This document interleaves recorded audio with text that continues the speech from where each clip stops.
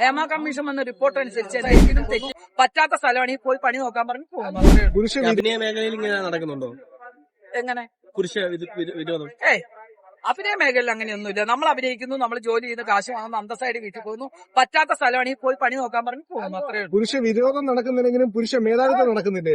മേധാവിത്വം നടക്കുന്നില്ല. നമ്മുടെ പെരുമാറ്റം അനുസരിച്ചാണ് സുഹൃത്തെ എല്ലാവർക്കും നമ്മളോട് തോന്നുന്ന ഒരു കാഴ്ചപ്പാട്.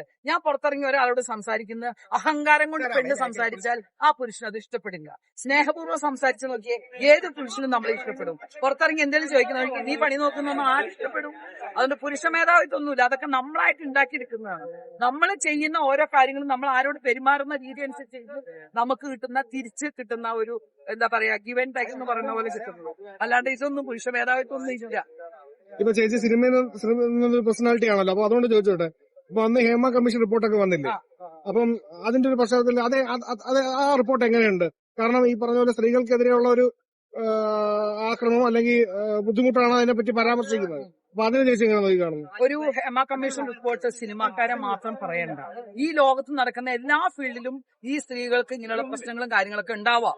ഉണ്ടായില്ലെങ്കിൽ അത്ഭുതമൊന്നുമില്ല. പക്ഷെ സിനിമയിൽ മാത്രമല്ല. ഹേമ കമ്മീഷൻ വന്ന റിപ്പോർട്ട് അനുസരിച്ച് എന്തെങ്കിലും തെറ്റുകൾ ഉണ്ടെങ്കിൽ അത് തിരുത്തി നാളത്തെ തലമുറയ്ക്ക് നല്ല രീതിയിൽ മുന്നോട്ട് വരാനുള്ള ഒരു സന്ദർഭമാണ് ഈ ഹേമ കമ്മീഷനെ ഞാൻ പറയൂ. കാരണം ഇപ്പോ വരും തലമുറയ്ക്കൊക്കെ സേഫാണ്. കാരണം ഇനിയുള്ള പ്രശ്നങ്ങൾ വന്നു കഴിഞ്ഞാൽ വിവരം അറിയും. മനസ്സിലായോ? അതാണ്. അല്ലാതെ അതിനകത്ത് വന്നിരിക്കുന്ന ഇപ്പൊ നിവിൻ പോളിയുടെ കാര്യം തന്നെ ചുമ്മാ പറഞ്ഞ കാര്യമില്ലേ, പെട്ടെന്ന് അത് തെളിവായില്ലേ? ഇതുപോലെ പല അലിഗേഷൻസ് ഉണ്ടാവും. അതൊന്നും സിനിമയെ ബാധിക്കുന്ന കാര്യമില്ല. പൊതുവായ പല സ്ഥലങ്ങളിലും പല പല കാര്യങ്ങളും സ്ത്രീകൾക്ക് അത് ശക്തമായി എതിരിടാൻ പഠിക്കണം എന്ന് വെച്ചാൽ നമ്മൾ നേരിടാണെങ്കിൽ മാത്രം ഇറങ്ങിയാൽ മതിയെന്നേ. ഇല്ലെങ്കിൽ നമുക്ക് വീട്ടിനകത്ത് കുത്തിരിക്കാലോ. എന്തിനു പുറത്തിറങ്ങുന്നത്? നമുക്ക് വീട്ടിൽ പറ്റാത്ത നമുക്കൊന്നും ചെയ്യാൻ പറ്റില്ല, ഇതുപോലെ നിൽക്കാൻ പറ്റില്ല, നമ്മൾ വീട്ടിൽ ഇരുന്നോളാം. വീട്ടിൽ ഇരുന്ന് കുഞ്ഞിനെ നോക്കി അന്തസ്സായിട്ട് ഭർത്താവിനെ നോക്കി ജോലി വീട്ടിലിരിക്കണം.